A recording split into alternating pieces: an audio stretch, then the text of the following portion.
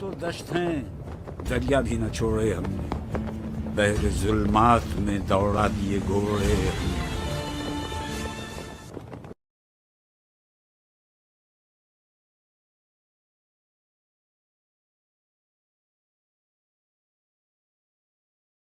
بھی ہے لوگ دعائیں کر رہے ہیں، مسئلہ کیا ہے؟ مسئلہ یہ نہیں کہ آرٹیفیشل بارش ہونی چاہیے، مسئلہ یہ گناہوں سے توبہ کرو۔ اللہ تعالیٰ خود قرآن میں فرما رہے ہیں تم توبہ کرو کہ بارش میں برساؤں گا۔ فَقُلْتُ اسْتَغْفِرُوا رَبَّكُمْ إِنَّهُ كَانَ غَفَّارًا يُرْسِلِ السَّمَاءَ عَلَيْكُمْ مِدْرَارًا، پہلی چیز۔ وَيُمْدِدْكُمْ بِأَمْوَالٍ وَبَنِينَ، تمہارے مال میں اضافہ ہوگا، تمہاری اولاد میں اضافہ ہوگا۔ وَجَعَلَ لَكُمْ جَنَّاتٍ وَجَعَلَ لَكُمْ أَنْهَارًا، 5 چیزیں ہوں گی معافی کے علاوہ۔ اللہ تعالیٰ فرما رہے ہیں میں معاف تو کروں گا ہی کروں گا، لیکن آسمان سے رحمت کی بارش بھی برسا دوں گا، مال ملیں گے تمہیں، ڈالر ملیں گے، نوٹ ملیں گے توبہ کرنے سے، رزق میں اضافہ ہوگا توبہ کرنے سے، اور تمہاری اولاد میں اضافہ ہوگا، نیک اور صالح اولاد عطا فرماؤں گا، اور تمہیں باغات عطا فرماؤں گا، ہرے بھرے باغات دوں گا اور ان میں نہروں کو جاری کر دوں گا۔ اس کو ایک ورڈ میں ہم کہتے ہیں پراسپیرٹی، خوشحالی۔ توبہ کرنے والے بنو گے، لائف میں کیا آ جائے گا؟ خوشحالی آ جائے گی۔ کوئی آپ چاہتے ہیں آپ کی لائف میں خوشحالی آئے تو فارمولا کیا جناب؟ توبہ۔ تو یہ جو توبہ ہے نا، یہ کوئی چھوٹی چیز نہیں ہے۔ توبہ سے انسان کے مشکلیں، مصیبتیں، پریشانیاں دور ہو جاتی ہیں جو انسان توبہ کرنے والا ہوتا ہے۔ تو اگر انسان دل میں ارادہ کر لے کہ یا اللہ مجھے معاف کر دینا، مجھ سے غلطی ہو گئی، تو اللہ تعالیٰ رحمان و رحیم ہے۔ اللہ تعالیٰ فرماتے ہیں کہ قل یا عبادی الذین اسرفوا علی انفسہم لا تقنطوا من رحمت اللہ ان اللہ یغفر الذنوب جميعا، اے میرے بندو جنہوں نے اپنی ذات کے ساتھ ظلم کیا ہے، اللہ تعالیٰ کی رحمت سے مایوس نہیں ہونا، کیونکہ اللہ تعالیٰ تو تمام گناہوں کو معاف کر دیتا ہے۔ آپ اگر توبہ کرنے والے بن سکتے ہیں، میرا پیارا رب معاف بھی کر سکتے ہیں، بلکہ نہ صرف اللہ آپ کو معاف کرے گا، اللہ آپ سے محبت کرے گا۔ ان اللہ یحب التوابین ویحب المتطہرین۔ یہ توبہ بڑی بلا چیز ہے، توبہ بڑی بلا چیز ہے۔ توبہ آپ کی زندگی میں سے مشکلوں کو دور کرتی ہے، توبہ آپ کی لائف میں خوشحالی کو لے کے آتی ہے۔ اللہ تعالیٰ فرماتے ہیں سورہ طلاق سورہ نمبر 65 آیت نمبر 2 اور 3 میں وَمَن يَتَّقِ اللَّهَ يَجْعَل لَّهُ مَخْرَجًا وَيَرْزُقْهُ مِنْ حَيْثُ لَا يَحْتَسِبُ وَمَن يَتَوَكَّلْ عَلَى اللَّهِ فَهُوَ حَسْبُهُ۔ اللہ تعالیٰ فرماتے ہیں جو شخص بھی اللہ کا تقوی اختیار کرے گا، یعنی تقوی کیا ہے؟ پرہیزگاری ہے۔ کس سے پرہیز ہے؟ چینی کھانے سے پرہیز ہے یا تلی ہوئی چیزیں کھانے سے پرہیز ہے؟ تقوی گناہوں سے پرہیز کا نام ہے۔ انسان کے دل میں خدا خوفی ایسی آ جائے وہ گناہ چھوڑ دے۔ اللہ تعالیٰ فرما رہا ہے وَمَن يَتَّقِ اللَّهَ، جو بھی کوئی بھی ہو وہ اللہ کا تقوی اختیار کر لے، گناہوں کو چھوڑ دے۔ اللہ تعالیٰ فرماتے ہیں یجعل لہ مخرجا، اس کو مصیبتوں سے خارج ہونے کی جگہ میں دوں گا، مصیبتوں سے اس کو میں نکالوں گا۔ جو تمہاری ٹینشن ہے نا، اللہ تعالیٰ کہہ رہے ہیں میں نکالوں گا۔ بھائی یہ میرا وعدہ نہیں ہے، میرا وعدہ نا 2 نمبر ہو سکتا ہے، فراڈ ہو سکتا ہے۔ اللہ تعالیٰ قرآن مجید میں وعدہ کر رہا ہے کہ اگر تم توبہ کرنے والے بن جاؤ، نیکی کے راستے پہ آ جاؤ، اللہ تعالیٰ کہہ رہے ہیں مصیبتوں، تمہاری جو ٹینشن ہے ان سے بات تمہیں میں نکالوں گا۔ اللہ گارنٹی دے رہا ہے۔ اللہ کی بات پہ کوئی شک ہے؟ ایک یہاں پہ کوئی ریڈی والا ہو نا، ریڈی والا، وہ کہہ رہا ہو جی سیب میں بیچ رہا ہوں 100 روپے کلو، اب اگر میں اس کو 100 روپے دیتا ہوں تو مجھے کتنے سیب دے گا؟ کلو ہی دے گا نا۔ مجھے کوئی شک تو نہیں ہے، میں تو نہیں کہتا نہیں دوبارہ کرو، دوبارہ چیک کرو، 50 دفعہ چیک کراؤں اسے، وہ 100 روپے دوں گا، مجھے گارنٹی ہے مجھے 1 کلو سیب ہی دے گا، 1 کلو کچھ اور چیز نہیں دے گا، سیب ہی دے گا 100 روپے دیے تو ہمیں اس ریڈی والے کا اعتبار ہے کہ 100 روپے کے بدلے کلو ہی ملے گا۔ تو اللہ تعالیٰ جو کہہ رہا ہے کہ تم توبہ کرنے والے بنو، مصیبتیں تمہاری میں دور کروں گا۔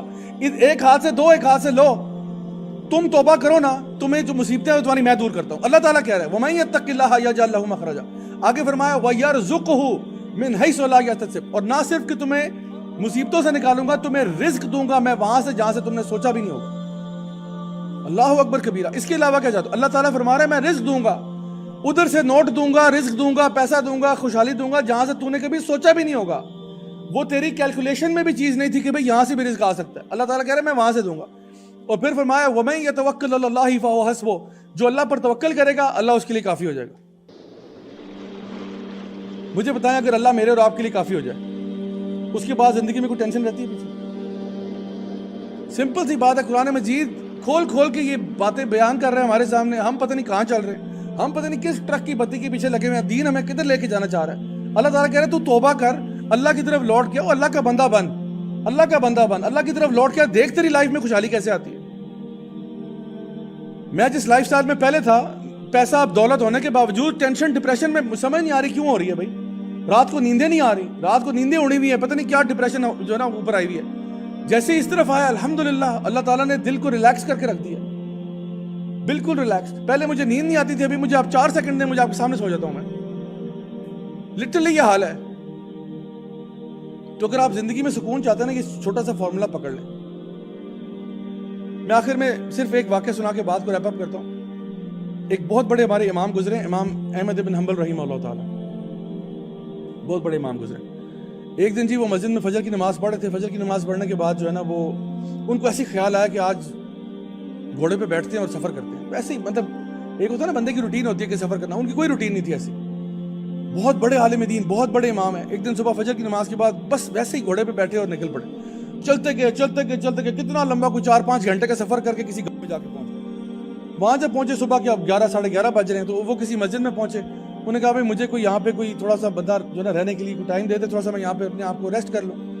تو وہ جو خادم تھا مسجد کا، انہوں نے کہا نہیں، اس نے پہچانا ہی نہیں ان کو. اس نے کہا بابا جی ایسی کوئی بات نہیں، آپ یہاں سے باہر جائیں، ابھی تو جو ہے نا مسجد بند ہے. انہوں نے کہا بہت مہربانی ہوگی یار، ذرا مسجد کھول دو، میں تھوڑا سا ریسٹ کر لوں. انہوں نے کہا بابا جی ابھی ٹائم ہی نہیں ہے مسجد کا، جب مسجد کا ٹائم ہوگا، زور کا ٹائم ہوگا تب آپ آئیں، زور کے بعد بے شک لیٹ جانا، ابھی مسجد بند ہے. ابھی یہ بات چیت چل ہی رہی تھی کہ ایک اور شخص وہاں سے گزر رہا. اس نے کہا بھائی کیا ہو گیا، کیوں آپ بابا جی کو تنگ کر رہے ہیں؟ انہوں نے کہا یار یہ اصل میں نا آ گئے ہیں، کہہ رہے مسجد کھولو، میں ابھی ٹائم نہیں ہے، صفائی کرنی ہے، جو بھی ہے. تو اس نے کہا بابا جی آپ اس کو چھوڑیں، آپ میرے ساتھ آئیں، آپ آئیں میرے ساتھ، میں آپ کو نا کھانا شانا کھلاتا ہوں، آپ ذرا میرے پاس ریسٹ کر لیں. وہ چلا گیا. اس کی دکان تھی بندے کی، تندور تھا اس کا. وہ امام احمد بن حنبل رحمہ اللہ تعالیٰ کو پکڑ کے تندور کے پاس لے گیا. وہاں جا کے اب روٹیاں بنانا شروع کر رہا ہے. روٹیاں اور دال چنے شنے جو بھی وہاں پہ پکتا تھا وہ اس کو ساتھ پک رہا ہے. اب وہ روٹیاں لگا رہے ہیں. امام صاحب نوٹ کر رہے ہیں کہ یہ جو بندہ ہے، یہ جب بھی روٹی لگاتا ہے تو یہ اس کا منہ ہل رہا ہے مستقل. تو انہوں نے پوچھا کہ بھائی کیا میں آپ سے پوچھ سکتا ہوں کہ یہ آپ مستقل طور پہ کیا پڑھ رہے ہیں، کوئی وظیفہ پڑھ رہے ہو، کیا پڑھ رہے ہو؟ اس نے کہا کہ بابا جی میں تو بس استغفار کر رہا ہوں، اللہ کا بس استغفار کرتا ہوں، میرے سے غلطیاں ہو جاتی ہیں، کوتاہیاں ہو جاتی ہیں، استغفر اللہ معاف فرمائے. بہت غلطیاں ہوتی ہیں، کچھ غلطی سے ہوتی ہیں، کچھ جان بوجھ کے ہو جاتی ہیں، تو اللہ سے بس معافی ہے، اللہ تعالیٰ معاف فرمائے. تو میری بس عادت ہے کہ جب بھی میں روٹیاں لگاتا ہوں میں استغفار کرتا رہتا ہوں ساتھ ساتھ. تو امام صاحب نے کہا کوئی فائدہ ہوا اس کا؟ کہتا ہے فائدہ ایسا ویسا. کہتا ہے آپ دیکھیں میری یہاں پہ روٹی اتنی ہے کہ ابھی یہاں لوگ نماز کے لیے آئیں گے نا، تو ہمارے اس گاؤں میں کوئی 6-7 ہیں تندور والے، لیکن جتنا رش میری دکان پہ لگے گا آپ کی سوچ ہے کسی اور کی دکان پہ نہیں. حالانکہ میں کیا بس یہی ہے، تندور ہے، روٹیاں ہیں اور دال چنے شنے، بس یہی ہے. لیکن اتنا رش ہوگا کہ آپ کی سوچ ہے اور اتنا رش کسی کی دکان پہ نہیں. اتنا رزق دیا اللہ تعالیٰ نے. میں توبہ کرتا ہوں، میں استغفار پڑھتا ہوں، اللہ تعالیٰ نے میرا رزق کھول کے رکھ دیا. کوئی ٹینشن ہی نہیں میری زندگی میں. اور میں جو دعا مانگتا ہوں بابا جی وہ قبول ہو جاتی ہے. جو دعا مانگتا ہوں قبول ہوتی ہے. امام صاحب کہتے ہیں اچھا امام صاحب بڑے حیران ہو کہ بڑی حیرت کی بات ہے، ویسے کمال بات ہے آپ نے جو بات کہی ہے. کہتے بس ایک تھوڑا سا گلہ ہے. کہتے ہیں کہا وہ کیا؟ کہتے گلہ یہ ہے کہ ایک دعا پچھلے ہفتے سے مانگ رہا ہوں وہ ابھی تک پوری نہیں ہوئی. انہوں نے کہا وہ کیا دعا ہے؟ کہتے وہ دعا یہ ہے کہ آپ نے نام سنا ہوگا، ایک بہت بڑے امام ہیں یہاں پہ رہتے ہیں، احمد بن حنبل نام ہے ان کا. امام صاحب نے کہا ہاں نام تو سنا ہوا ہے. کہتے ہیں بس میری نا بڑی خواہش ہے، مجھے نا اللہ تعالیٰ کے دین کے ساتھ جو لوگ جڑے ہوتے ہیں نا ان سے بڑی محبت ہوتی ہے. دعا یہ ہے کہ اللہ تعالیٰ کبھی ان کا دیدار کرا دے، کبھی میں بھی ان کے ساتھ قدموں میں جا کے بیٹھوں، ان سے سیکھوں، کوئی علم کی 2 باتیں، کوئی دین کی باتیں جو نا میرے پلے بھی پڑ جائیں. میں ویسے ان پڑھ آدمی ہوں، مجھے پڑھنا لکھنا کوئی نہیں آتا، لیکن میں اللہ کے بندوں سے بہت محبت کرتا ہوں. اور امام صاحب سے تو کچھ ضرورت سے زیادہ ہی محبت ہے مجھے. تو میں چاہتا ہوں کہ میں جاؤں، بس کام کی مصروفیات ایسی ہیں کبھی جانا ہی نہیں ہوا، تو بہت دور رہتے، 4-5 گھنٹے کا سفر ہے سر، میں کیسے جاتا؟ امام صاحب نے اس کو گلے لگا لیا، خدا کی قسم مجھے نہیں پتا تو کون ہے یار، مجھے نہیں پتا، لیکن لگتا ہے ایسے کہ جیسے اللہ تعالیٰ نے مجھے اٹھا کے تیرے پاس بھیج دیا، میں ہی امام احمد بن حنبل ہوں. کہتے ہیں مجھے یقین ہے اس بات کا بیٹا کہ اللہ تعالیٰ نے تیری استغفار کی وجہ سے، اللہ تعالیٰ نے یہ نہیں چاہا کہ تو میرے پاس آئے، اللہ نے مجھے اٹھا کے تیرے پاس بھیج دیا. اور کہتے ہیں مجھے نہیں پتا میں آج فجر کے بعد کیوں نکلا، مجھے نہیں پتا میں کیوں نکلا، نہ میرا معمول ہے یہ کرنے کا، لیکن لگتا ہے ایسا ہی ہے کہ جو ہے نا رب تعالیٰ نے مجھے وہاں سے اٹھا کے تیرے پاس بھیج دیا کہ میرا ایک بندہ ہے وہ تجھے بہت پکارتا ہے.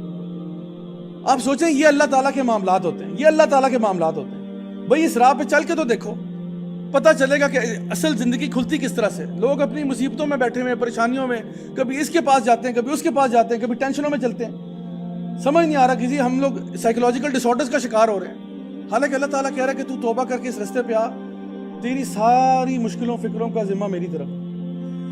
مائی ڈیئر اسٹوڈنٹس، ہم لوگ نا